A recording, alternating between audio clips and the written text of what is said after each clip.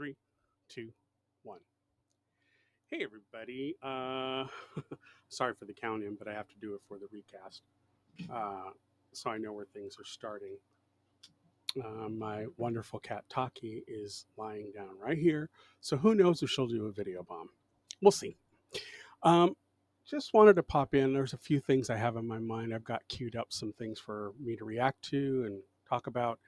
Since Qwhearsay is brand new, nobody's watching, so I don't really give a fuck how it comes out. But I am working on my professional look and feel, but wanting to keep it light and conversational. Although I will talk about tough subjects. And one thing you should know about me is I lean into tough subjects. I tend not to pull back. I'm all about getting in someone's grill if I think, I need to. Not physically, but you know what I mean. Working it out that way. Um, Before I get into everything, hello, this is my channel, Qwhearsay. I came up with the phrase because a lot of what's on here is purely hearsay. Some people will talk about it from a uh, professional or field of study kind of position here on YouTube and on Twitch, but uh, I tend to feel like I want to keep things a bit more real in that I want it to be my observations and my expounding on those observations. So I can bring my now going on 60 years on this planet, circling the globe. Hopefully, I'll have quite a few more left. I run a podcast called Rope Podcast that I've been running for 10 years. And it's not wildly successful, but that's not the reason why myself and my co-host Vance are doing it. The whole reason we are doing ROTE, which stands for Written on the Edge, because we believe our lives are written on the edge. We're out of the mainstream, although we've got some presence in the mainstream. We still aren't controlling our narratives 100%. And we wanted to have a place where we could have the ability to talk with fellow queer content creators and our allies who create content for our queer community. By the way, I have no problem saying the word queer, even though I'm a Gen Xer and I come from that period of time where queer was considered pejorative, a derogatory term. My granddaughter, my queer granddaughter, is the one who taught me to embrace it. And because it, aside from people wanting to stay with certain terms like gay, lesbian, what have you, when you say queer, it's an umbrella that encompasses all. So I tend to want to lean into that, which includes trans and includes my NBs out there. So, hi there, gals, gays, and theys. That's kind of my perspective on things. And it comes from, again, my 60 years now on this planet. I am at the beginning of the Gen X generation. Full disclosure, I was born at the end of 1964, so technically I'm the very last of the boomers, but because I was so late in the year when I was born, I actually didn't start school until the following year. So when I turned 5, I actually went with the first years of Gen X. That's why I consider myself a Gen Xer, because I grew up with that crew. That was my school year as I came up. Anywho, just want to be totally upfront with that. I am a married man. I've been with my husband for 30 years. We just passed our 30th anniversary. So that should give you some clue as to how dedicated I am to not only my community, but also to how working relationships can work and can last a long time. They are work, but you must accept that it must be work that you love to do. And I do. I'm with my husband almost 365 days a year, almost 24 hours a day. I mean, I do get out of the house. I do go places. I do run errands. I do things. But for all intents and purposes, I am around my husband almost all the time. I am currently disabled. I have a long cancer journey that I can expound upon at some point. but not in this episode. I want to prepare my thoughts before I talk about it. And it's not only my cancer journey, but now my husband's. So we have a double story to tell there. Which brings me to a podcast that I've been watching with Keegan Hurst and Joel Wood called Healthy Happy Homo. And I just wrote them a long missive. So if they ever catch this, it'd be great. But I wrote them a long missive because one of the things that they're kind of refreshing their podcast, and their podcast is growing by leaps and bounds, which I really love. And I watch their individual channels too, and I highly recommend you check them all out. Um, but one of the things I've noticed in a lot of these, and there are a few exceptions, there is one called Gay Two Ways, I think is what it's called. Look real quick and I'll tell you. Let's see if I have a video up from them because I do subscribe to them. No Gays Two Ways or something like that. No Gay Ways or. Oh, here it is. No Two Gays About It with Tom Burke and Michael Foley. I really love their podcast because it is definitely something that I like to listen to. These guys are over 50, like myself, and they talk about topics that are pertinent to uh, the queer spectrum in the Egyptian afterlife of queerdom, which is, after 30. Which we need to correct. We really need. There's several things in the queer community I really would like to see addressed before I leave this mortal coil. First one is stop shading each other. Save the shade for those who are against us. And believe me, there are many against us still. So save the shade for them. Do not tear down your fellow brothers and sisters and NBs out there. We need to support one another. We need to love each other. We need to acknowledge each other and embrace each other. Full stop. No ifs, ands, or buts. And that includes even the conservative ones who we need to say, I know you need more hugs. Just come over here. Come over here. It'll be fine. It will be fine. Trust me. Because those queers have a miserable life. Why you would want to identify with your oppressors is, I know I get Stockholm Syndrome. I'm married to a retired psychiatrist, so trust me, I know all the terms and everything. One of the things I wanted to cover was I have up here on the screen 2 books, and I kind of want to tell this story at this point. These 2 men are my literary heroes, and the reason why I say that is because at the age of 16, after I had secured my first job as a busboy in a Mexican restaurant, yes, how apropos, a Mexican kid working in a Mexican restaurant. Although I guess most Mexicans now work in Chinese restaurants and most Chinese run donut shops. I don't get it, but that's kind of how it works, at least here in California. But at the time, Mexican kids worked in Mexican restaurants. And I was a busboy there. So I was earning my own money, no longer had to rely on my parents for monetary means in that way. And they allowed me to keep my paycheck. They didn't charge me rent or anything at that point. That would come later. So I had my own source of income. And I remember one weekend, it was particularly hot. It was during the summer. I think it was in June, probably just after I got out of high school. So I had just finished my sophomore year, going into my junior year in high school. Go Monarchs. I don't know why I said that.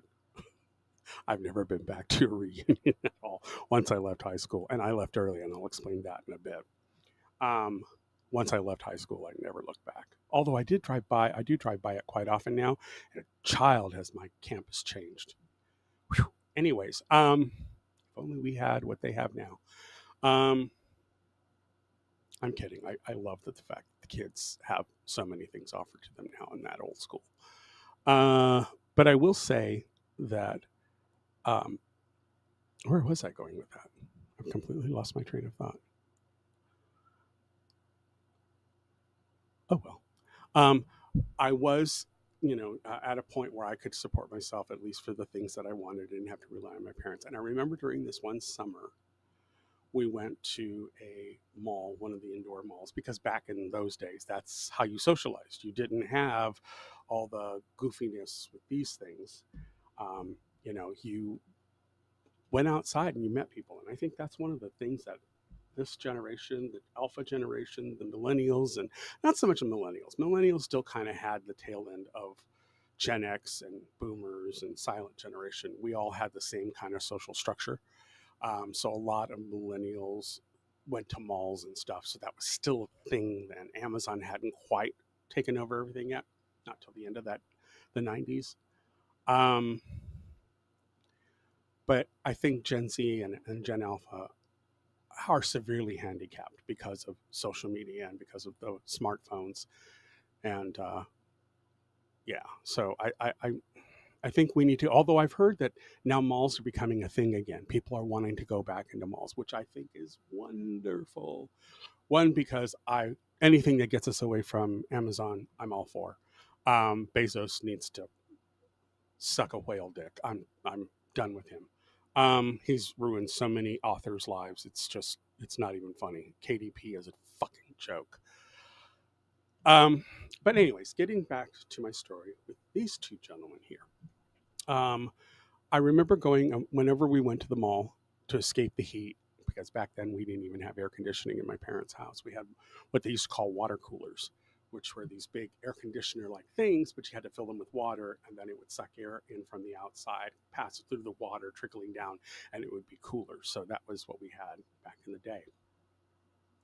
But it barely would cool one room down. And when you're in 100 plus degree heat out here, that's not a whole lot to hang your hat on.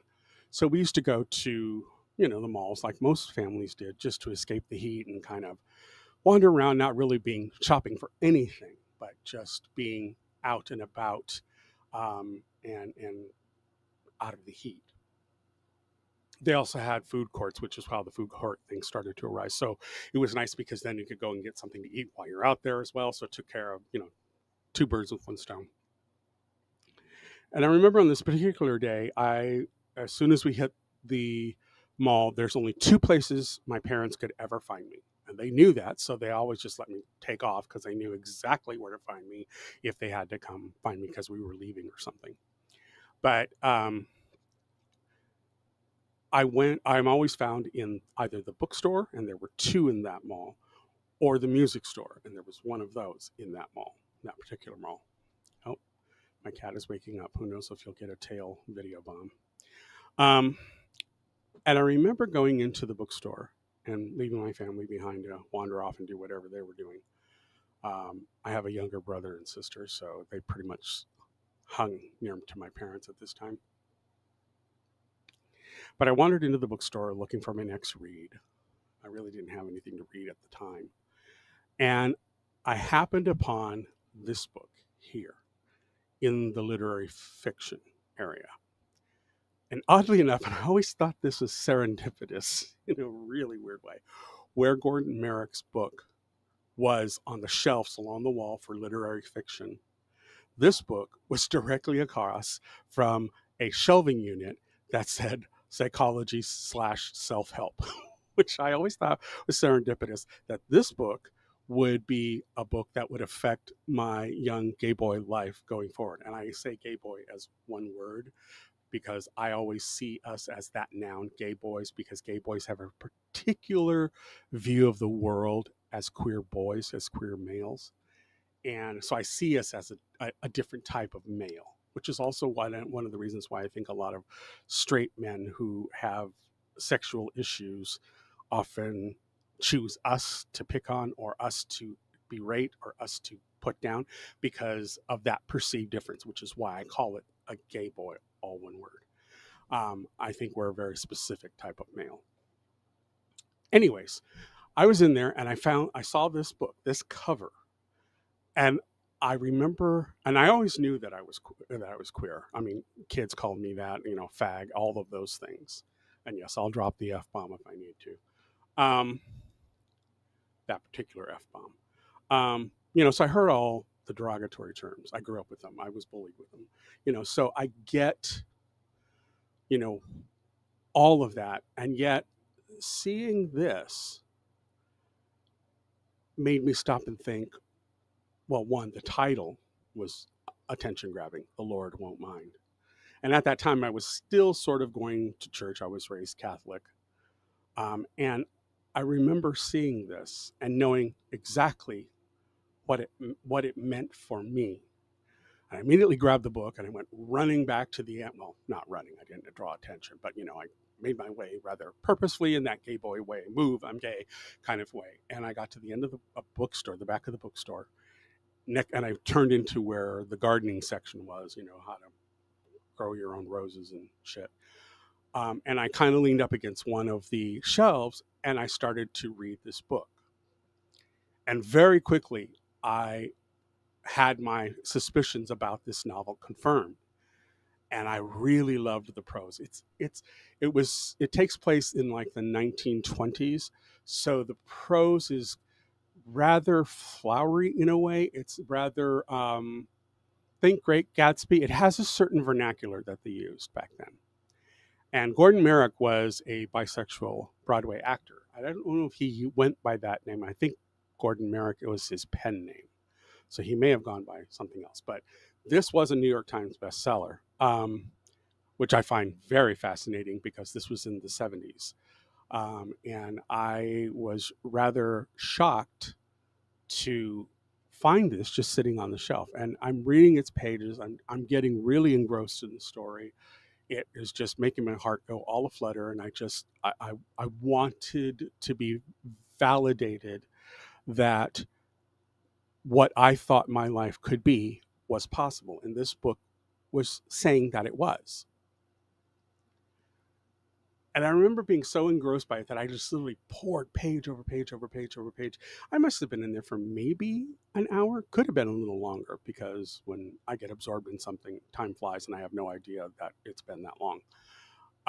May have been a little longer. But then all of a sudden, my sister appeared behind my back while I'm leaning up at the thing, just going page by page by page, or a real page turner in the literal sense.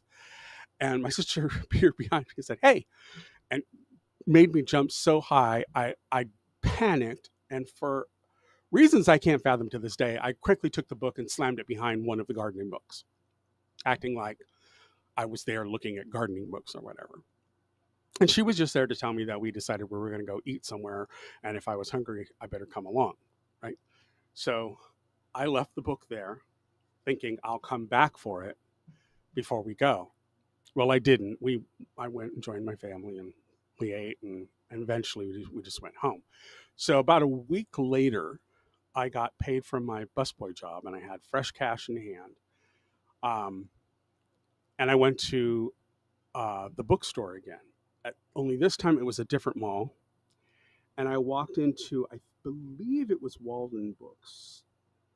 And I walked into the store and I quickly went down the literary fiction aisle. And I think I went to this mall because it was on the way back from going to Tower Records, which I know the children have only ethereally heard of this wonderful mecca called Tower Records. And someday I'll do a whole spiel about it. And I think I stopped at this mall rather than going all the way out to where the other one was out in East County. I decided to stop at this mall to see if their bookstore had it. I figured it was a New York bestseller. Well, it had to be in all the bookstores. And I went in there and I remember walking in and quickly going down the literary aisles trying to find this book. I did find it eventually. It wasn't in literary fiction, though. It was in something else. I can't remember what the category was. Special interest or something. I don't know. It was in a bizarre place that I didn't expect it, but I found it. So I grabbed the book, started to walk my way up to the cash register. And as I'm walking, sorry, I have a hangnail here. I'm trying to figure out how to get rid of it because it's bugging me. I was walking up to the cash register, and back in the day, they would have like all the books along the walls of the perimeter of the bookstore. Then they'd have individual, like kiosk sort of, with end caps and stuff that would be row by row like this. And then they would have tables, flat tables that would, because they were often oblong in a mall, and they would have flat tables with books on top of them for your, perusing pleasure.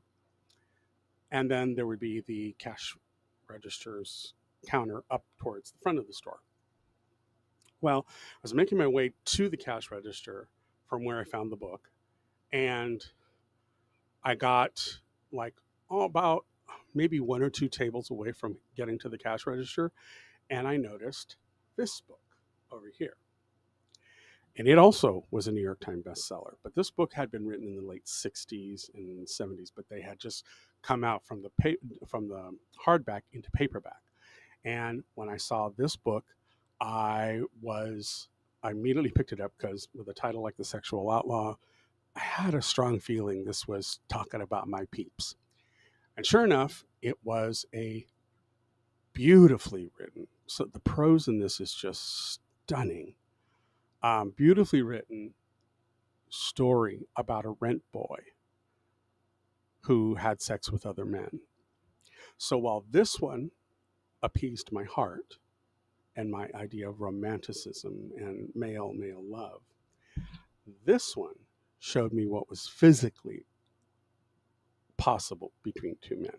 So I often say Merrick is for my heart and Retchie was for my lust. Um,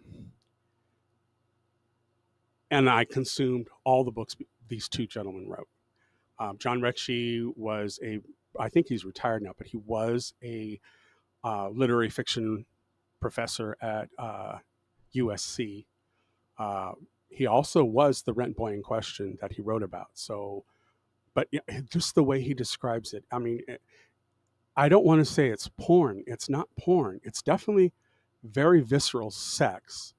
But the way he writes it and the way he paints the picture of what's going on is true artistry. It's almost like you know you're reading about sex, but the way he writes it, it's like you feel the sensations internally. He has a way of with his prose of beautifully putting you in the elements of the emotional and the physical sensations that his character goes through. And he does it with a very concise but beautifully executed prose with word options that are not overly flowery, but they're very poetic. There's just a poetry to his writing, and I've always been fascinated by anything Retchie writes. Um, so I wanted to share this with you both with you all because these two books and these two writers greatly influenced my own works when I went to start my own works in uh, writing about queer boys, about gay boys. And so I'm going to kind of move into that sphere and show you these are my works. All the ones over here are the ones published by Ninth Star Press, and the ones over here are my independent books. Now, these three here are all tied to the same universe as the top two books here. What happened was I ended up selling the series to Nine Star Press, and so I'm rewriting these three to be included in this group over here. So just want to put that all out there. The Angel of Mercy series, which are My Summer of Love, Before the Fall, uh, uh, Phoenix from the Fire is here, and that one is being currently rewritten as book 3 of this series, that the reprint series, re-edited and rewritten series over here. These two books are a different part of the tale told from a different character, but it's the same story. Why did I do that? Because as an author, I am completely consumed with perceptions. I write about perceptions and how everything we do and everything we will discuss in these reactions going forward, just always keep in mind I'm really talking about perceptions. How we as individuals, through our collective experiences, through the experiences of our loved ones and close friends, and even distant friends, working friends, we've accumulated things that have created these perception filters in our lives. And the thing we don't acknowledge, but is wholly in play and wholly governing everything we do, are perceptions.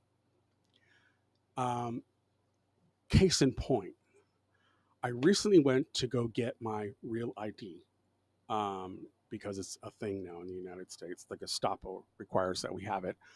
Um, yes, I went there.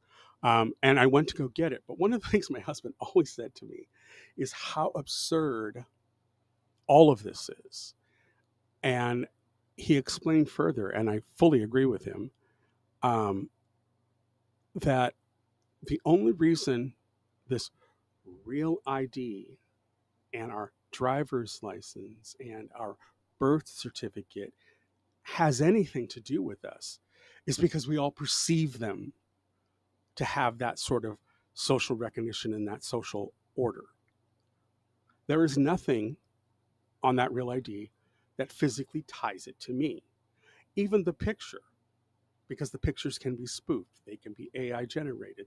So in this day and age, there's nothing, even the presence of my image on that document really doesn't tie it to me because it could be argued that it's not me. Okay, so there's no DNA in the actual unit.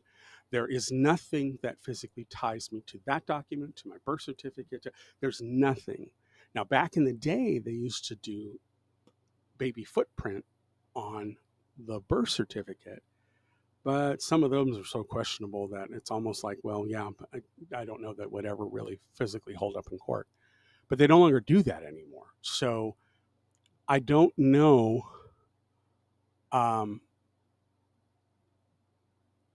how, what I want to say is I don't know of other way of discussing this than through my fictional works and possibly here on this channel. But my whole sense of writing, all of my characters and everything that I put them through, their baseline determining factor for everything they do is literally based in their perceptions of how they see their world.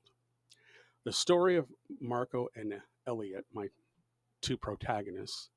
Elliot is your typical artistic queer kid who was outed against his own will in his junior high years. And all he wants to do is hide. All he wants to do is move in the shadows. When he has to walk through the hallways at school, he dodges and dips between people very quickly just so he can get to his destination, which is his safe zone. He doesn't interact with anybody much on campus. He has one friend that is his best friend, that they were friends in elementary school, and his elementary school friend doesn't give two shits about the fact that he's gay. And this despite the fact that his friend is very straight and very hung up on trying to get with a girl. So there's that. A boy who seeks life in the shadows because he was forced into the light when he didn't want to be. And that plays through all of his perceptions, all of his decision making, all of his reactions to his soon-to-be boyfriend, Marco Sforza. And Marco is the golden boy. He's rich. He's from a prominent Italian family. Historically, the Sforzas are in literal history. There's a castle in Torino, I believe, that bears their name. Either that or it's Milano. I can't remember off the top of my head. But there is a castle that bears their name.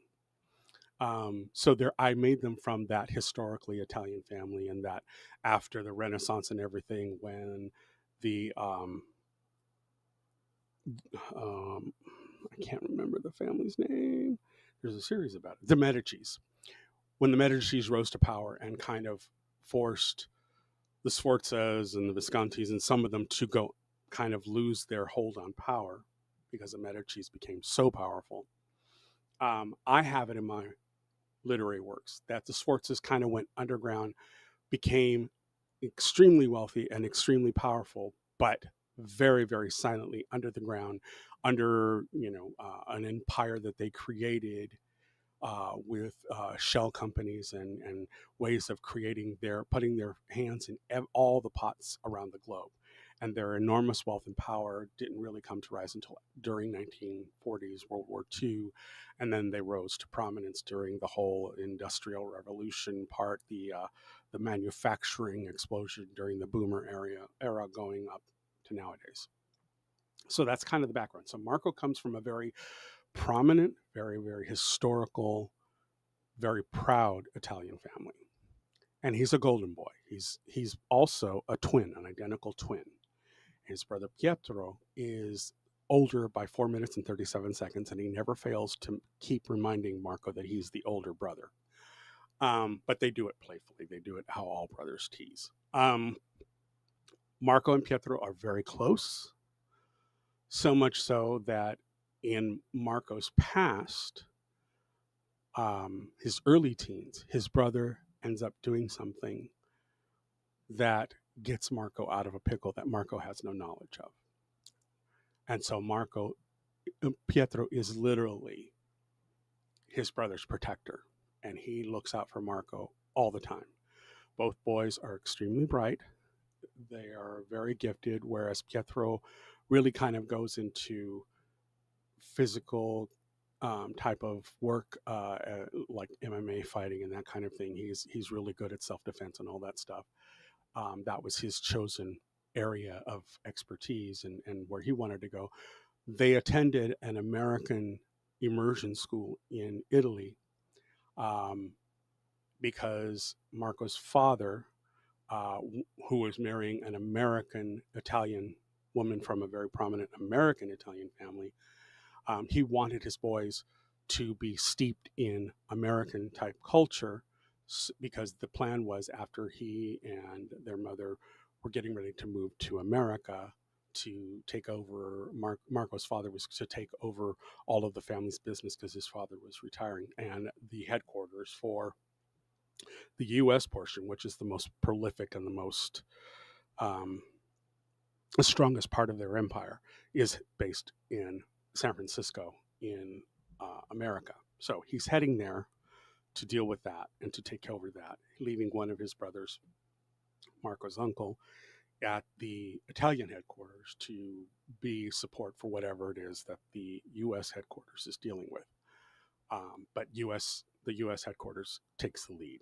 Anyways, so Marco is literally a boy of light. So my whole concept in my stories, and I may do a reading from my Summer of Love to give you an idea, and from it will be the second book of Marco's part of the story. He actually has the same.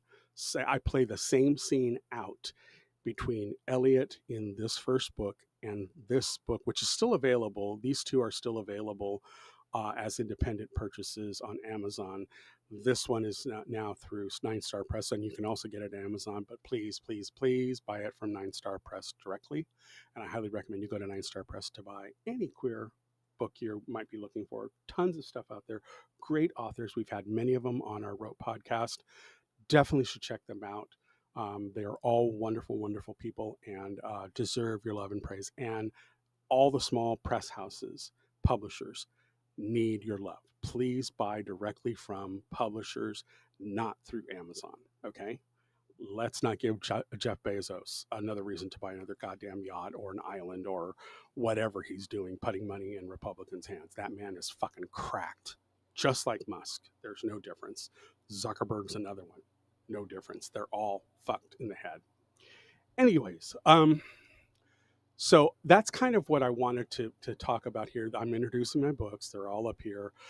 This one here, called The Shrill of Sparrows, is about a wolf pack, a werewolf wolf pack in the mountains of West Virginia, in the Appalachian Mountains. And it has kind of a rural West Virginian type feel. My husband was born in West Virginia, so I wanted to set something there. And then this one over here is Beware Mohawks Bearing Gifts, which is my native tale. And it is, some people have said it's kind of a steampunk native story, and they're not far off. I see it more sci-fi, alt-world, because there are many things in, my dad was native and lived on the reservation for most of his life. Mohawks is my way of telling a story of our people, but being respectful enough that if I wanted to bend the rules or change something, I didn't do it on this planet, on this version of Earth. So it's an alternate universe, much like our own, but developed differently. And that's where this takes place. So in that alternate universe, we don't have one moon, we have two moons. So there's things that you will glean that are fairly common so that it's familiar enough to you, but it is also different so that it takes you and puts you in another place. So it's familiar at the same time. You've got a lot to learn because what you think you know about Native culture here in the United States is drastically underrated. You do not know enough. You really do not know enough. We don't all sleep in teepees. We don't all hunt for buffalo. We don't. We are very varied across the entire continents, both North America and South America. And rest assured, natives from our people did trade all the way down into Mexico. So there you have to understand there were no borders from a native perspective. We are all on Turtle Island. So the interaction of us all had a bearing in how we worked with or against each other. Um, Anyways, so if you're interested in a native tale, I also use a lot of Mohawk in this story. So you actually get to learn some of the language, you get to learn the meanings of some of the language. Um, there is a huge element of Mexico is not Mexico because of my what I call the guardians within the Haudenosaunee of upstate New York. The uh, United States did not develop. The Louisiana Purchase did not happen because of the guardians who are protecting native lands on the United States. So there are, like I said, variances to what really happened. And if you really want a very interesting book, and this is where I got the idea to build this world, there's a book out there called The Journey of Silas P. Bigelow. Great little book, very short, but beautifully written. Great premise. And it kind of gave me a lot to think about when writing about my own culture. So, Beware Mohawks Bearing Gifts has a bit of supernatural element to it. It seems like my natives are magical natives, but they're not. There's something that happened that gives them abilities that most humans don't have. And what I'm trying to demonstrate is it's not like super alien technology or some weird shit. I actually tie it to the creation myths and uh, the Confederation story of our people, but do it in a way that has a sci-fi slant to it. But I definitely put it in the realm that it's not like they're metahumans, but it's not. They use it only as another tool. It's not their be all end all. They use it when and if it dictates, but they are very respectful of what they're doing and how they use it because it has a bearing on the cycle of life and on everything that happens around them. So it appears as magic, but it is not magic. There is a technology going on about it that they are genetically modified and they are metahuman in that way, but they also filter it through the culture and their upbringing. And again, that's another perception filter. So everything I write about is all perceptions and how perceptions play into our decision making in this world and how we don't give it their due. And that's why we have such a divided country right now, because nobody is acknowledging that these are all perceptions that we're filtering through and how our perceptions can often be wrong. So that's one of the reasons why I concentrate my characters and push them through these filters because it's my way of demonstrating that, like, the first sequence here in My Summer of Love is not the same sequence entirely that Marcus sees when he goes through it. They have, even though they are both together, this is the first scene where they both get together, their ways of remembering it are quite different. Yet it's the same scenario. And that's because as individuals, we prioritize our experiences in different ways. So even if you're a part of a couple and a couple that has a very strong romantic bond, a very strong, a healthy relationship bond, you still will see things differently. There's just no two ways about it. And in those two rewrites of that same scene, I'm demonstrating how these characters see the same sequence of events very differently. But they're true to who their character is. And so hopefully that sparks an interest in my works here. I have gotten uh, emails from people in oppressed countries, queer oppressed countries, some in Africa, and who said that they loved my stories, that it gave them hope. They like seeing my boys together and what they go through. And it's complicated. I make these characters very complex. Um, in Eliot's book, you are in Eliot's head the whole time. So you hear his thoughts, you hear what he's going through, what he's perceiving, how he's working through those perceptions. Even though he's not acknowledging that's what he's doing, that's what he's doing. And the same with Marco. Marco, you're in Marco's head the whole time and how he perceives, even the closeness with his own identical twin brother. Um, and my characters is this play of light and dark. Elliot wants to hide in the shadows, and Marco is a boy of light. How do you have a strong, healthy relationship when you have those two opposing dynamics in play? And that's what creates the friction and the thing that all the characters have to push against, because you have people who are supportive of Elliot, including Marco, and then you have people who may not quite be, like the teammates that Marco has on the football team, as they see him start to get close to Elliot. So I just kind of wanted to have a discussion and a thought process on this. And in Shrill of Sparrows, which originally was called Homo, HO''MO, and it was originally called Homo because it was Henry O'Malley Omega. And the idea being that because in werewolf lore and a lot of these romance and other kinds of romance stories that deal with supernatural, there's a hierarchy. There's the alpha, the beta, the gamma, and then I inserted this one as the omega because this omega is the be all end all. They are often a blend of the other hierarchies, but they are often the most powerful, though the most quiet. So a lot of them perceive them to be very powerful and very dangerous, but in reality, they're just wholly embedded and imbued with all of our good qualities as well as our bad qualities. So, and they're all amped up. They're all, on steroids, if you will. So that's Shrill of Sparrows.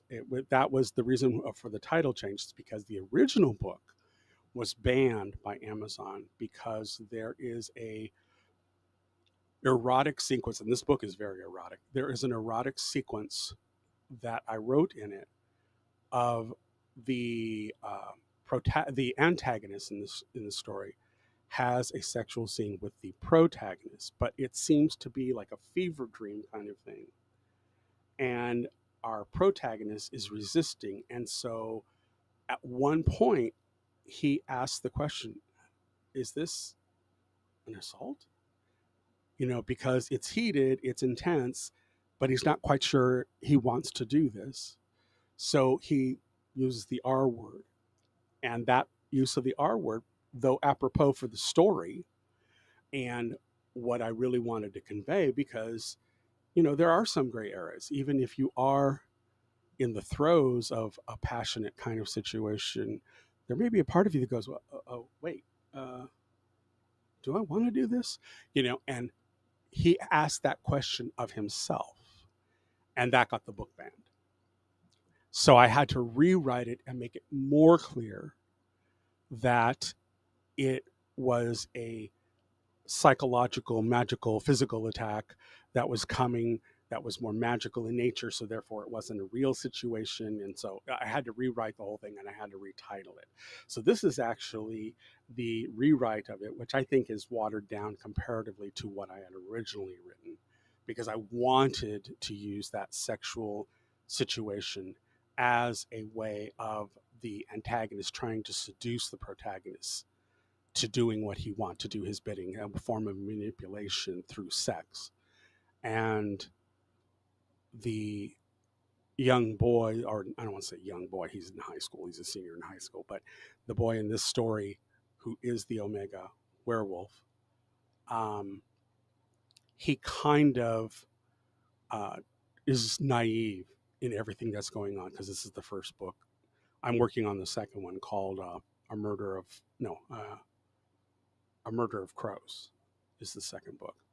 Um, so there's that story there. So those are all my works that I have out there. There are some other things I'm working on. My name, my pen name, S.A. Collins. It's not my real name. My pen name, S.A. Collins, and you'll find that out if you go to our podcast. There's an archived episode where I actually tell the story of it. But I originally came up with the name because I had a character in my first novel that I wrote but have not published yet.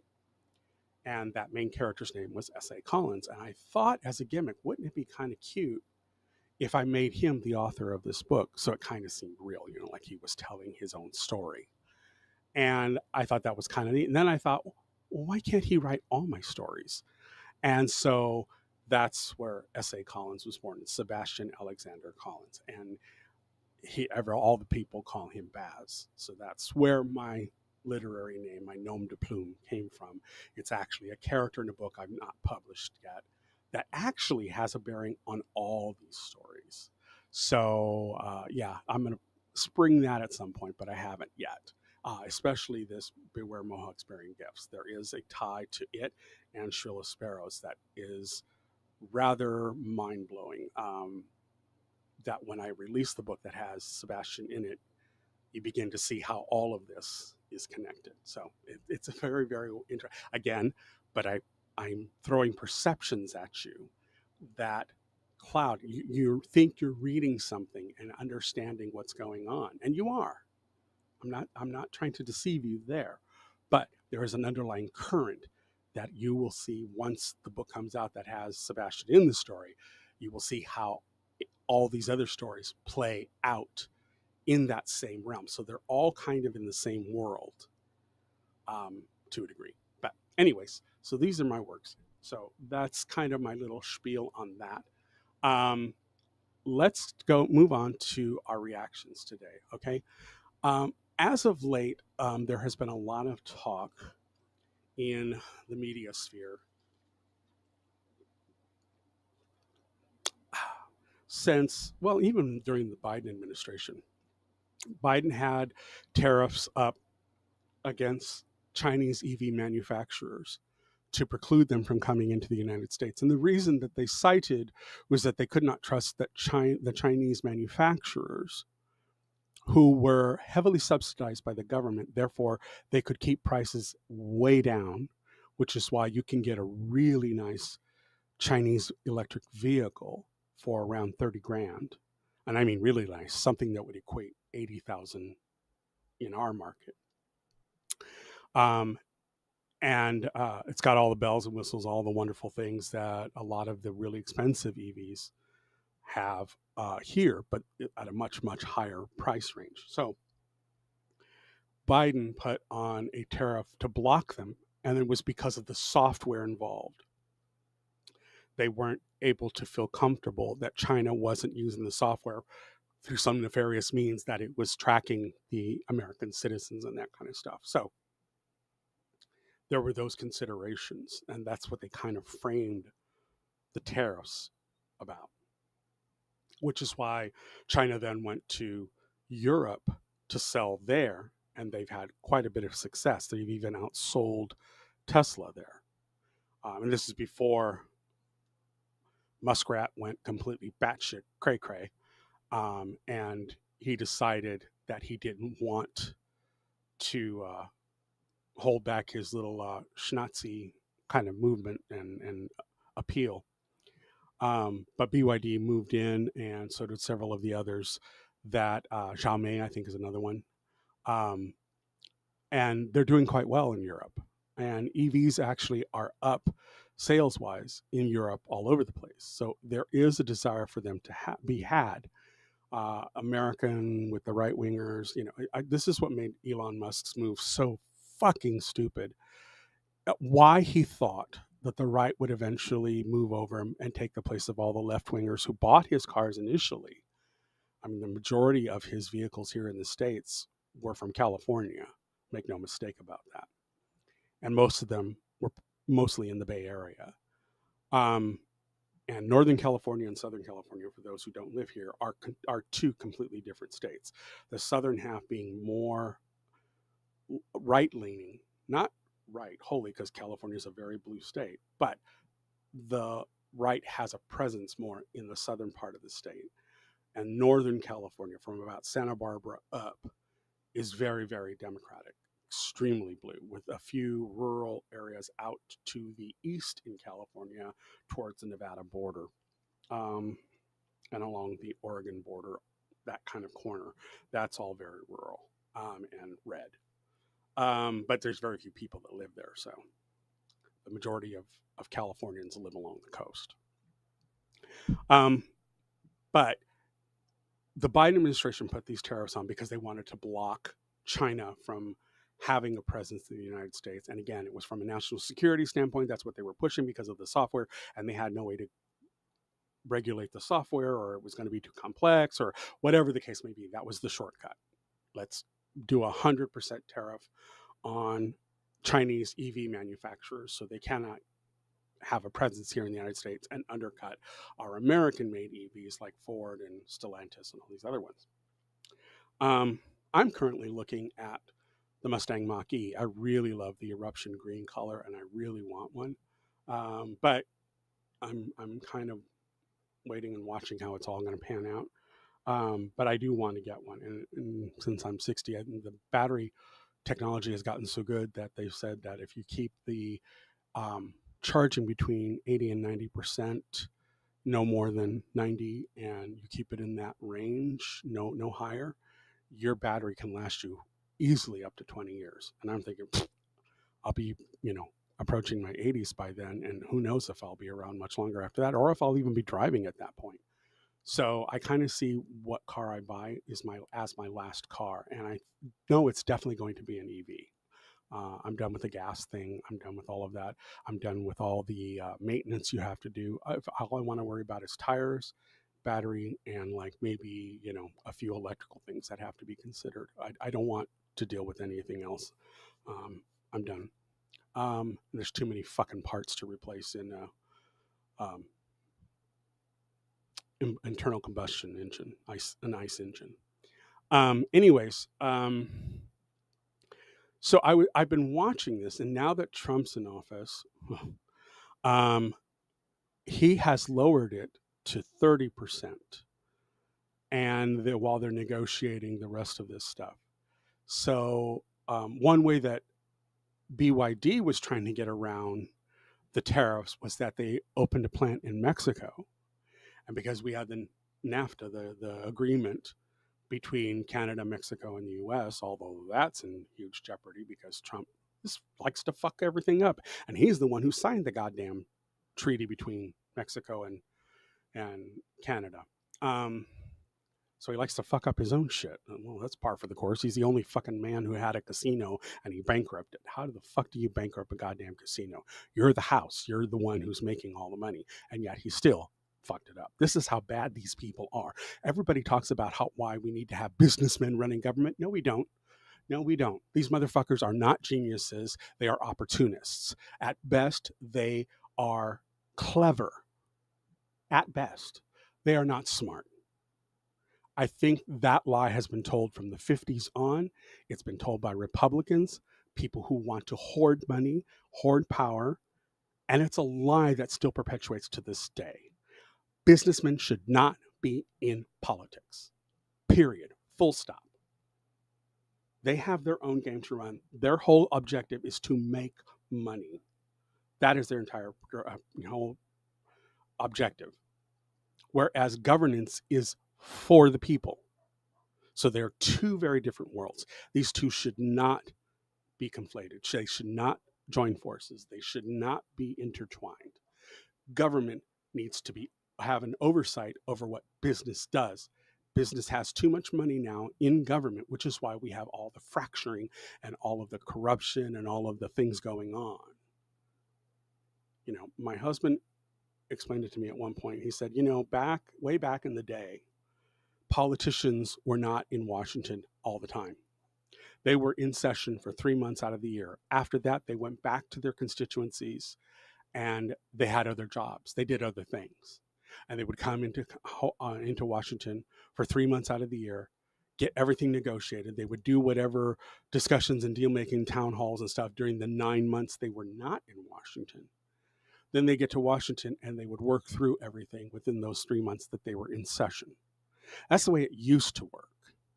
Now we have politicians in Washington the whole time, and that's why all of this bullshit goes on. That's where the fracturing began. That's where all the narratives were born, the spins and all this shit. True, back in the day, it was harder to do what we do now through social media and all the crap that gets flooded in and all the misinformation. Oh, I've done my research. Bitch, no, you didn't. No, you didn't. You watched some dumb motherfucker on TikTok who said that they knew what the fuck they were talking about.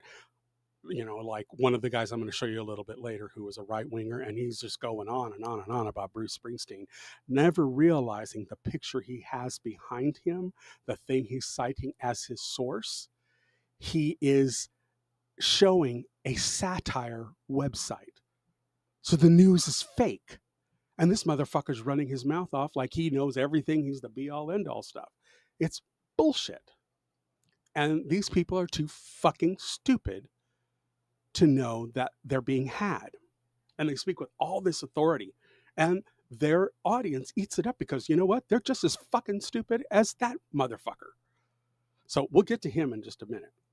Let's start off with this one. I kind of want to watch a couple of these BYD people who have had their car for a bit and talk about the pros and cons of having a Chinese EV because I'm kind of interested in what they have to say about it. So let's kind of watch a bit of each of these. There's two videos I have. One is on the BYD Seal, which is kind of a mini SUV slash coupe. It's kind of a combination. It's kind of you'll see it's a morphed version of what you would think is a standard SUV. And then their Ep02, which is more of a standard looking SUV. I kind of want to look at both. They're both about 15 minutes long. I don't know that I'll watch both of them. The first was 26 minutes, actually. I don't know that I will watch the whole thing, but we'll get a good handle on what they say about it. So let's start with the first one. This is BYD Seal. This is 20,000 kilometer wear and tear report with battery report from the channel Beyond EV. This was put up a month ago. It has had 105,000 views. I'm definitely going to hit the like button on it, and let's see what we got.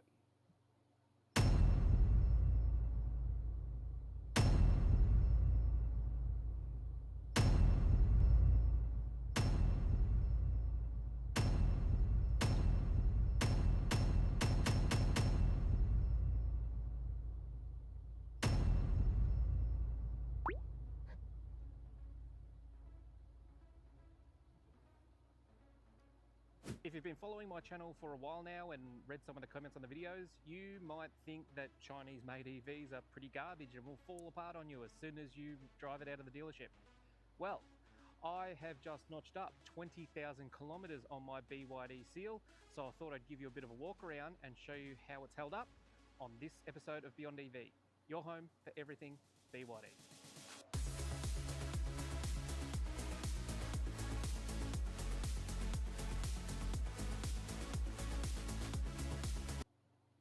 Move along here.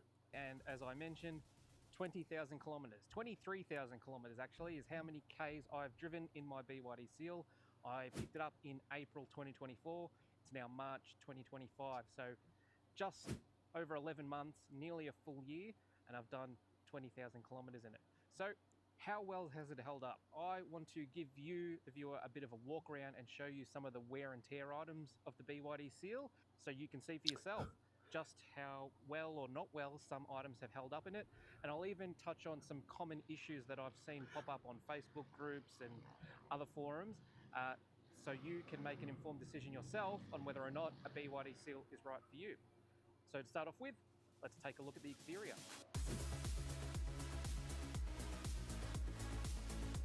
Isn't it interesting how So let's take a look people at outside of the United States of have the so many BYD of our seal sports after it's teams done, in caps 20,000 and stuff? I just find kilometers. that funny. Apologies about the sound. It is a little bit windy out here today, so if you hear a bit of wind noise, that's what that is, but I'll try and fix it as best as I can in post. But one of the biggest sort of places that'll cop a bit of wear and tear on a car is the front bumper, because you're hitting a lot of rocks and bugs and debris and all kinds of stuff. And that is no exception with this particular car. There are some rock chips across the front.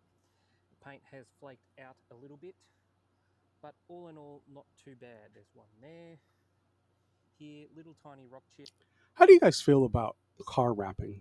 I've been thinking about that too because I was so stuck on Ford Mustang Mach E in eruption green. I love the color. I'm just green is my favorite, especially forest green. The darker greens are some of my favorite colors. But I was thinking, oh, I need to find one of those or whatever. But then I thought, well, there's wrapping, and why couldn't I just wrap it in whatever color I want? So, what do you guys think about wrapping? Do you think it's a viable option? Do you think it's asking for trouble? Do you think it bubbles and peels and gets quite ugly, and you have to do it all over again? I'm that's something I'm not too pro, on. I don't have a lot of knowledge on. So, anyways, let's get back to this. Chips. The bonnet, there's a couple of rock chips, but all in all is held up pretty well. There's a big scuff down here. I'm not sure what I hit here, but that has flaked the paint back quite a bit. And as you can see, it's a black plastic front bumper underneath. So if you have the white seal, just note that if you chip your paint, it's going to be quite visible. I have actually picked up a couple of pots. Maybe buy a black car then. Paint, so I'm going to be hitting all these up. When you do order it, you can order it off eBay. You'll get 2 pots of paint. One is a base layer, and then you've got a top layer to go over that 12 hours later, because this is sort of a metallic pearl finish, and you need that 2-layer pot to get that effect back on even touch-ups. So just keep an eye out on that. But look, for a car that's done 20,000 kilometers, I think this is pretty good. I've had other cars that have done less Ks, and even a tiny chip would flake the paint back. But I've noticed that, look, I don't know how thin the paint is, but the paint has like peeled back, but it hasn't fully detached. It's still quite, I don't know, it's like a gel, I guess. It's still attached. Now, experts in the comments might tell me if that's a good thing or a bad thing, but to me it shows me that the paint's not brittle. It's quite, I guess, thick, I guess. But from a paint perspective, I'm pretty happy with it. So that's the front. The wheels, as you can see, they've held up pretty well. I was a little bit concerned about the gloss black, and there is a little bit of swirling. As you'd expect, there's really no other way to clean this without getting swirls in it. Okay, for those who are here stateside, 20,000 kilometers is approximately 12,427 miles. Pretty well. Look, in terms of panel alignments and things like that, that's so it's about average for a year's worth of driving like that. When you're a light driver. Mirrors have held up pretty well. Again, they get hit with bugs all the time. And as you can see here, there doesn't seem to be any scratches or pits on it. Door handles.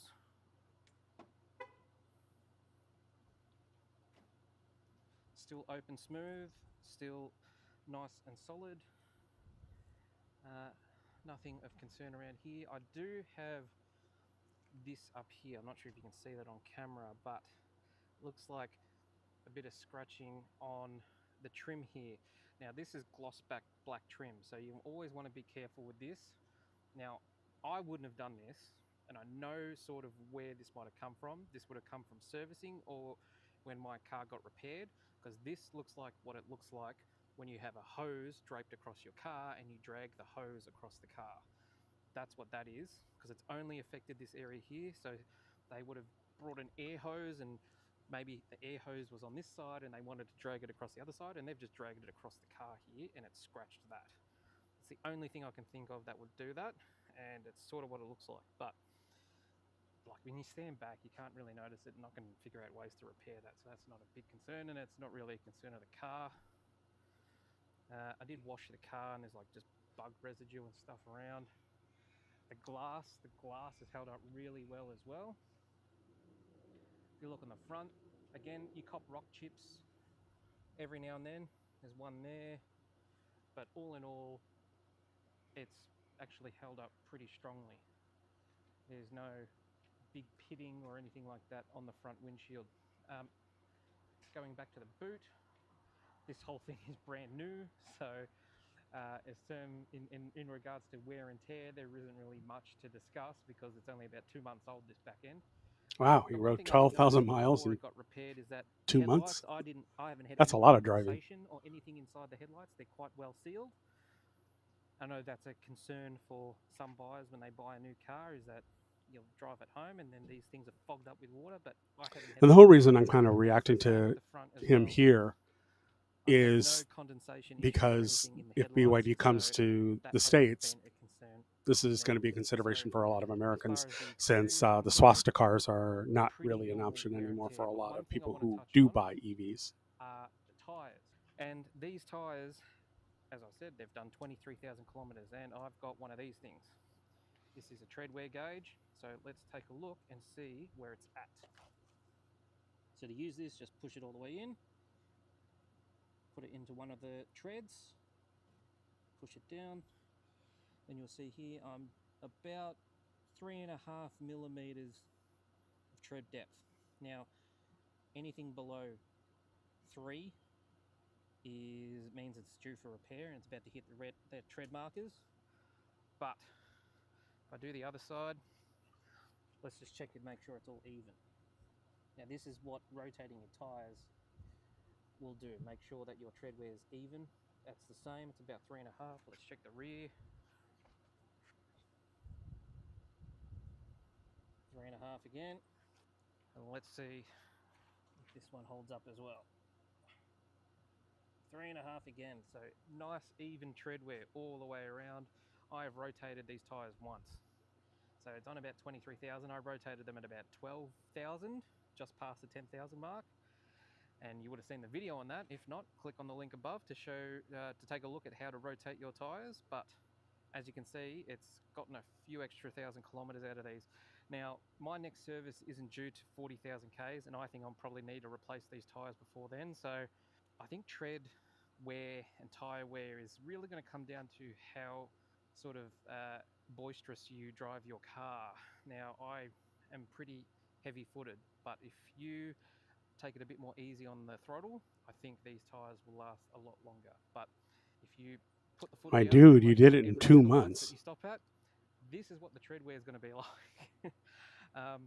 Yeah, about 25,000 kilometres. And I have heard that you about get to 25 to EVs, that 30,000 because before of the you need battery weight, replacing. that you do But go as through I mentioned, tires a your bit more. So mileage that's will really the vary. major expense you So have that's pretty with much your the EVs. outside. Now, before I take a look at the inside, I want to take a look at the state of the battery and the electronics in the car. So to do that, I'll show you exactly how you can do it in this next section.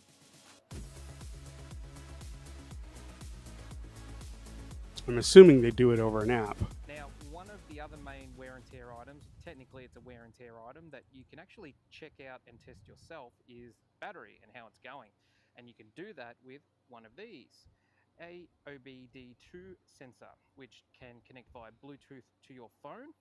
And you just need to plug this into your car's OBD2 port and you can see exactly what data the car can give out in regards to your battery. It's actually pretty good. Now, you can pick these up from Amazon, AliExpress, whatever. There's some junk ones. There's some pretty expensive ones. I can't remember how much I paid for this, probably maybe 20, 30 bucks, and I think I got it from Amazon. I'll take a look and try and find a link to it and post it down in the description, but there's a variety of these around. You don't need one of the fancy, expensive ones, just something that has good reviews will do the job. So I'll show you how to do this and then I'll show you exactly what it will tell you right now. To show you how to use this, you need to head over to the driver's side of your car. Underneath the dashboard, behind the bonnet lever, you'll see the port that you can plug this into, which is the OBD2 port. So I'm going to fling this around. Let's see if we can see it.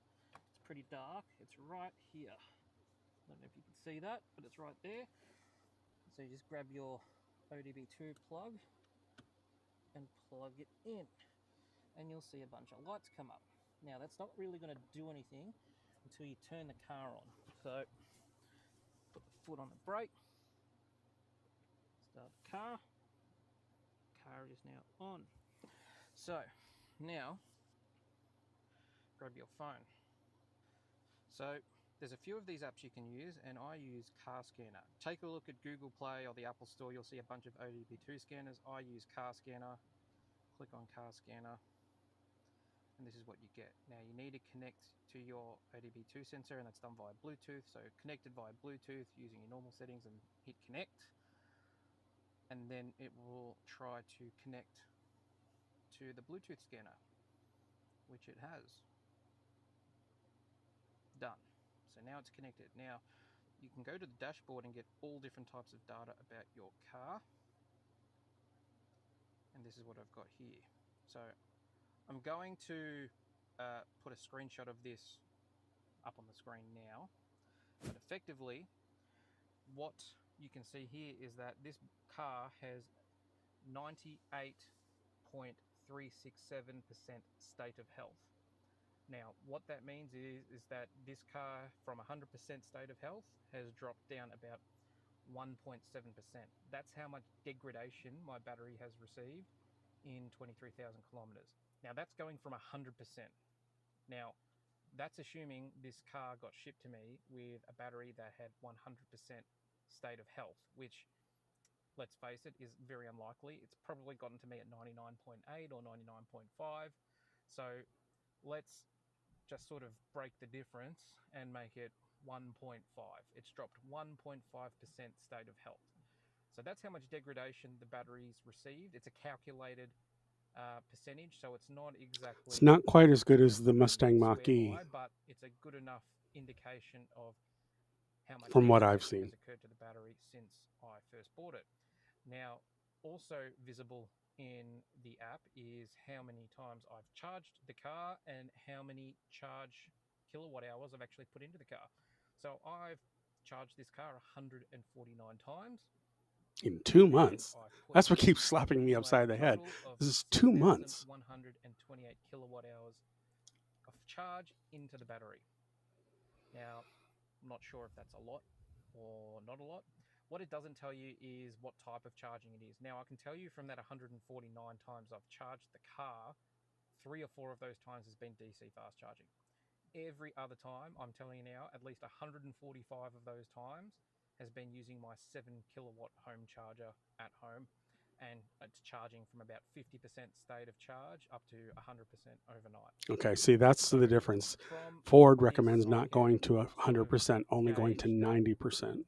In the first year, and I do know Ford has an app that you can actually turn that off or the charging off at a certain point. So I do like that it's much more controlled. It's not going to be 1.5% every year, every 20,000 kilometers. It's going to be 1.5% this year, and then next year it might be 1.2 or 1%, and then it's 0.8, and then it's 0.7.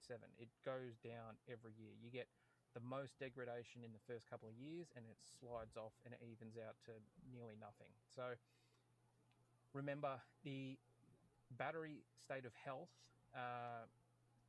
is considered a useful battery all the way down till 80%, I believe. It's either 80 or 70, can't remember. I'll put it up on the screen now, which one it actually is. But look, it's expected that this car will get about 500,000 kilometers at least before it gets okay, so 40 years. mark. So degrade to 80%. Okay, that's not so bad. Better than I thought.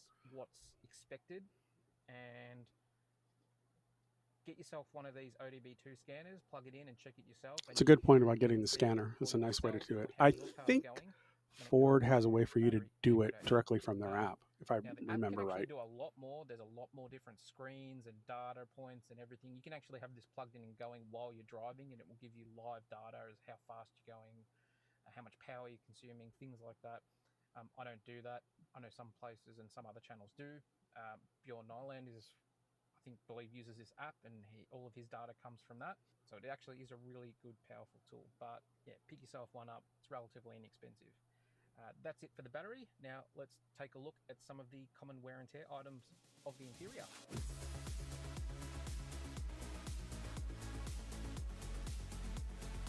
So let's come in and take a look at some of the things I've noticed when it comes to the interior. Now, overall, the car still looks fantastic. When it comes to like fit and finish, like nothing really rattles or creaks. Or let's take a look. The center console is still solid. There's no creaks, there's no rattles. Everything's bolted down really well 20,000 kilometers in. In terms of wear and tear on the materials, it looks fine. There's a bit of wear and tear on the cup holders, particularly on my side because I drink a lot of coffee. And there's a bit of scratching there, but aside from that, it's fine. Now, another common area of wear and tear are the bolsters on the seats. And as you can see, my car is no exception to that. I can feel there is a little bit of sort of swishing down on the bolsters. Now, this is to be expected with the amount of times I get in and out of the car, and I think it's pretty much expected on a lot of cars, but I have heard of some cars getting quite excessive bolster wear prematurely, and I've heard of BYD fixing these under warranty. So this is one of those things where your mileage will vary. Some cars, I believe most cars, it actually holds up really well, but there's some cars I've seen that have prematurely deteriorated, and it's worn. How are you guys perceiving these BYD So just keep an eye on that. cars? Now, Have you one watched thing many videos about you them? can do to I kind mitigate of, this I'm is really intrigued by turn them, on the side primarily from a opening price when point. it comes to opening the car door. Now what that does is, I'll turn this off and I'll shut the door.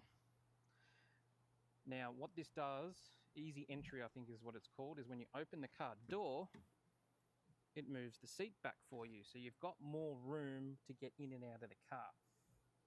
And it will do the same thing when you turn the car off and open the door. It'll slide the seat back. Now what this does is it gives you a bit more room to get over the bolster and just sit straight onto the seat, and that'll help minimize wear to the bolster.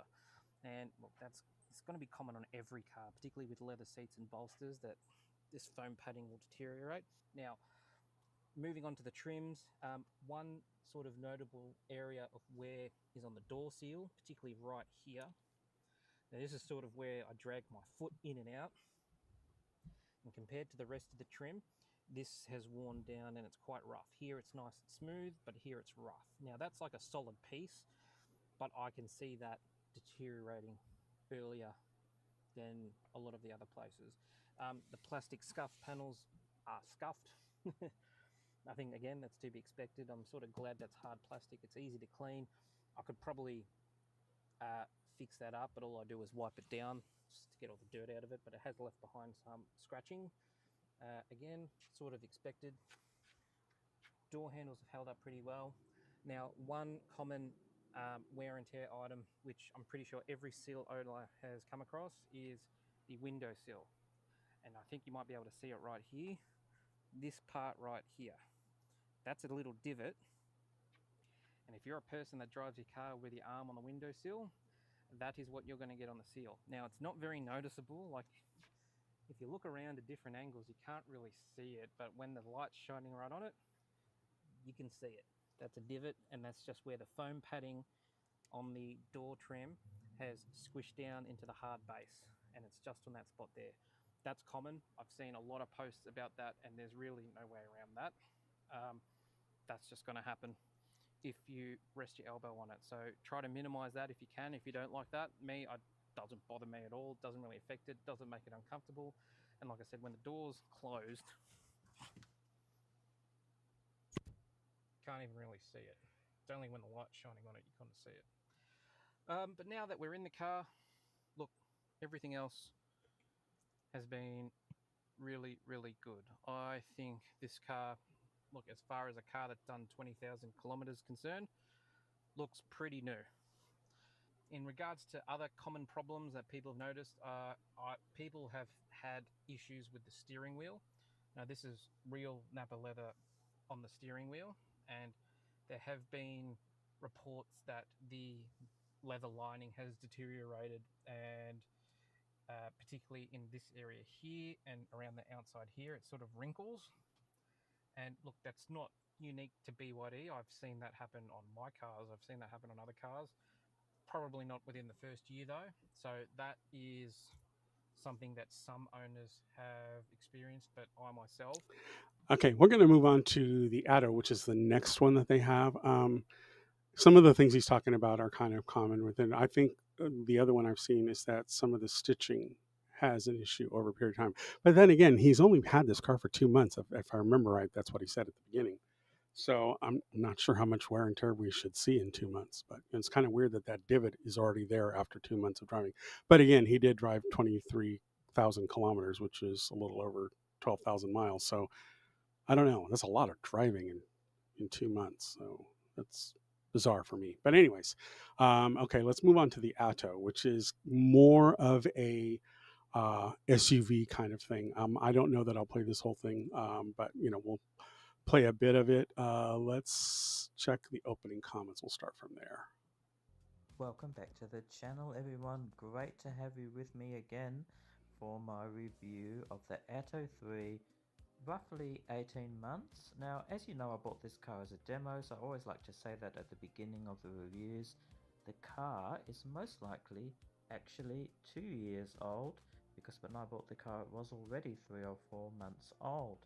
So really the car's around about 2 years old, but I've owned it for, like I said in the intro, around about. Now, one of the beauties I do know about 507 days. EVs is that they lose a majority of their Less than that, because I depreciation in this the first review a year. So little you bit can early. get a So 1-year-old let's go vehicle for the at a moment really, review, and I really think great it may price. well be the first And I time think that's I've where been in the Perth market doing a needs to be. review. I don't know if that's still the Now, case or in not, the but last episode I did focus on the build quality of the car, so we will have a look at that. And you can see some of the footage here of some of the places I've visited over the last 18 months of owning the Atto. And of course you can see that I've done some off-road stuff with the car. So if you're new to the channel, yes, I do take the car a little bit off-road, and I also tow with the car as well. I tow a trailer for quite a bit as well. And some other things we'll be looking at in today's review. Just a few little niggles about the car that I don't like, and I will go through some of the apologies if that you I can do hear my air like, and of conditioner. It course literally we'll is right above cover my a little head. bit of the lighting again, which I absolutely love on the Atto 3. Now, one of the reasons I bought an EV is because I have a solar system. So I've got quite a big solar system on my house, and that of course means that probably 95% of the time I don't need to pay to actually charge my car. It's really only when I do a long trip that I actually have to pay for it. So that's of course one big advantage to owning an EV. And yeah, I haven't visited a petrol station in a long time, except just to grab a few litres for one of my lawnmowers. If you haven't bought an EV yet and you do have solar power, well, I can definitely recommend that you get one, because then maybe you'll be in a similar boat to lots of people in Australia who've got rooftop solar and they're enjoying running their car pretty much for free. Now, as usual, I've divvied up the episode into different chapters, so go ahead, skip to whatever chapter you like. Otherwise, the episode will be in a mixture of real time and also a little bit of a voiceover as well. So let's get straight into it, and join me in a... Let's do the software issue. That's kind of where I want you. All the time I've had the car, I've never updated the software. Is an update available to go to 1.8? I'm still running 1.6 on mine. That's something that is a personal choice, I think. Most people who buy their cars, I guess they do upgrade and they go for the latest software.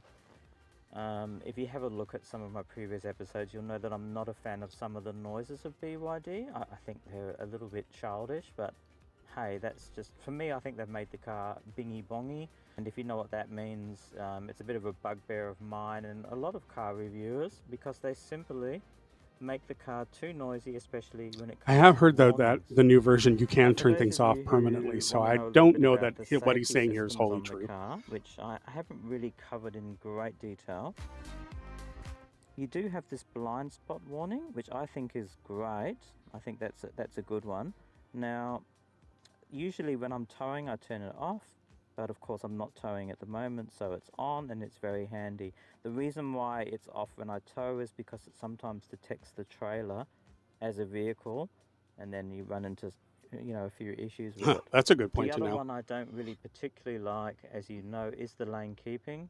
Yeah, And I've heard you have this to is go a into the ADAS particular settings failure here, of BYD, lane support system, that and Tesla's I better always at it. turn it off. It's a little bit of work to do. It's generally an issue when I'm going on the highway, and I will do an episode about this, but basically if you're driving on a highway at highway speeds and you've got a truck coming the opposite direction, you want to be as close to the line as possible. You do not want to be in the center of the lane, and I've had occasions where I haven't turned this off and the car's gone to actually steer me towards the truck.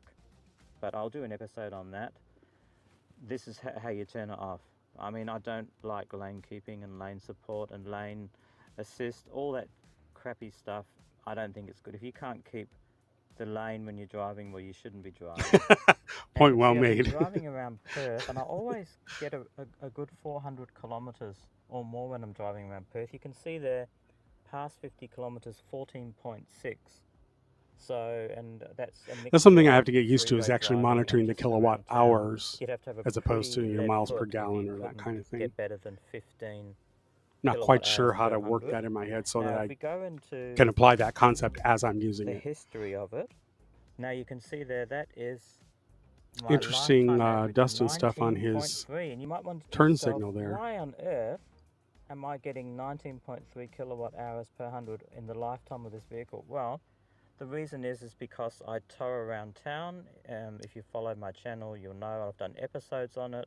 And when I do travel to Perth long distance, or anywhere on holidays really, obviously I'm not going to get great economy. It's going to average around that 20 kilowatt hours per 100. So that is why the lifetime I think average the is Aussies so reviewing high on this is this actually car. a very Now, good the only thing barometer I've for ever had Americans wrong to with pay this attention to, car because was this Australia has a line lot of the here. same conditions that we do here in the So States. what So happened one it's a day good was I went to common put it ground. backwards, and it sort of jammed or came off the tracks here, and I had that repaired under warranty. So this is actually fairly new. And here's a couple of quick pics of what it looked like. So yeah, it tore and I took it in and they repaired it under warranty. That was the only thing I've ever had fixed under warranty for this car. So that just goes to show what sort of, you know, quality BYD is. And to be honest, I've got no idea if it was something that happened from the previous person who owned it. I just don't know. I mean, it was a demo and it was used by BYD, so maybe something happened, who knows. However, it's all fixed and it all works fine. This is the logbook that you do get with it, and in the back of it, it's got the service information, and you can see when it gets serviced there. So it's 12 monthly service, or I believe 20,000 kilometers. So that's just something to keep in mind. It's around about $300 or so for the service on it. Now, I haven't posted too many things that I dislike about the Atto, but I'll probably say a couple of them. One is whatever you have on the screen here. So let's say you've got the maps on because you're navigating. Whatever you have on here, that will all disappear when you turn the car off. So I do not know why they can't just keep whatever's on the screen. Yeah, so especially I'll if it's turn the last car open. off. Okay, I don't want to update, obviously. Right, so the car is off now. I'll go to restart the car. And it'll just go to this page here. Now, I don't know if that's been fixed on updates. I don't think it has, because my wife's running 1.8 on her Atto, but that's something I definitely don't like. Another thing that I don't like, I might just drive around this car park and see if I can demonstrate that. Better put my seatbelt on. Okay, now I like to keep this setting here for the economy. So I like to be able to just glance at it whenever I like. Now if I put the cruise control on, suddenly it will bring up this, okay, which is your your distance from your car in front of you, how many lengths, okay? And then obviously when you set it, when the ACC works, the active cruise control, it'll have the car logo of the car in front of you and it will keep the same distance. That's all great, but I don't want that, so I'll put it back to this one. But guess what? Every time you alter the cruise control, every time you do something, obviously I can't demonstrate it here, but every time you do something to do with the cruise control, it will immediately go back to this one. So I find that a little bit annoying. Another thing is if you So it's turn not the cruise, keeping your let's settings. say you like to Interesting. follow I have a heard little this bit is the closer weakest link to, in the let's say BYD that's what lineup. you It's not the prefer. cars, it's not the quality If you build, turn off it's the the cruise software. control I and also turn it back on, remember that it'll default back to someone said three. that in the So Chinese one they're there just are little things, far more but options in the mapping they're and things everything which else can than there annoy you. So is after owning the car in for, the 18 months, English they're little translated things version of their which I software. do find annoying. Okay, so a little bit more of the interior. Okay, so obviously I do like the glove box, and you know, the Subaru I looked at recently didn't even have a glove box, so go figure. It has got the charger here, which I never actually use. I've I heard prefer is just to hit plug and it in. miss with the It's a bit charger, the old-fashioned charging like that. You plate. actually get a faster charging speed when you plug it in, and of course you've got some great physical buttons. This button here is a volume control, but it's a bit superfluous because it's on the steering wheel as well. Okay, there's your climate control on and off, demister. These are your driving modes. That's your snow mode, and this is whether you want the regeneration high or low on the brakes. Auto hold, that's your blind spot warning, parking sensors. Now speaking of things which are a bit annoying, you have to constantly turn these off if you don't want them on. So whenever I tow with a trailer and I put it into reverse, obviously this will go ding ding ding ding and I turn it off.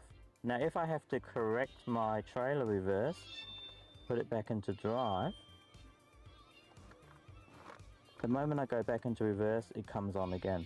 Now again, why can't this just stay off? If I've turned it off now in the car, it should stay off. In my previous car, the Mitsubishi, I would just have to turn it off once and then it would be off, but not with this car. So if you have to adjust going backwards and forwards and you've got a trailer on the back. I love that some of these you know, people, they do obviously not these everyone reactions or tows, and these it's not usually an issue. vlogs about their I know cars when and I stuff. don't They tow, don't I even love bother to have clean the car. the parking sensors on. Who wouldn't?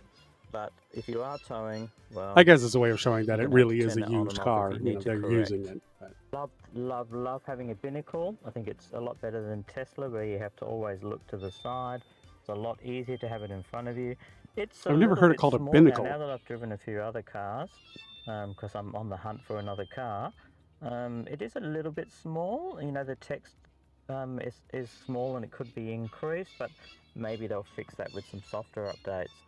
And everything else, the buttons. My dude, they could have it's all pretty fixed it. You intuitive, just don't know. and they're all fairly easy to understand. One thing. Okay.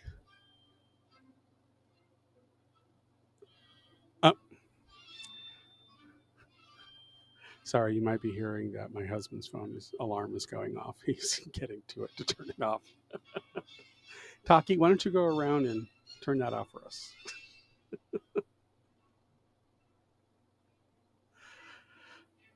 Anyways, I'm going to move on to the next thing that I wanted to talk about. Okay, I have a whole thing on the right wing and what's currently going on, but I think I'm going to stop here for today.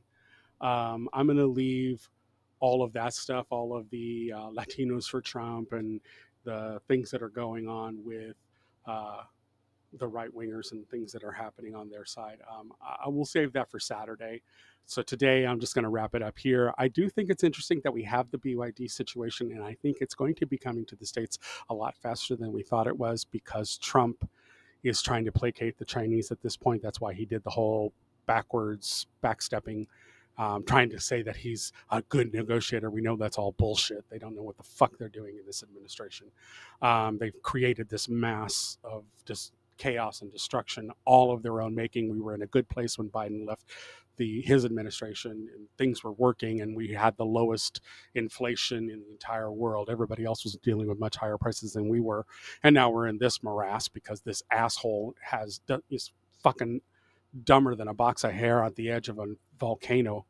I'm over this motherfucker. Anyways, we'll have a discussion about all of the right wing stuff, the Latinos, their involvement in it, because I have lots to say. Being half Latino, I have a lot to contribute to this topic. We'll save that for Saturday. I'll just end it here.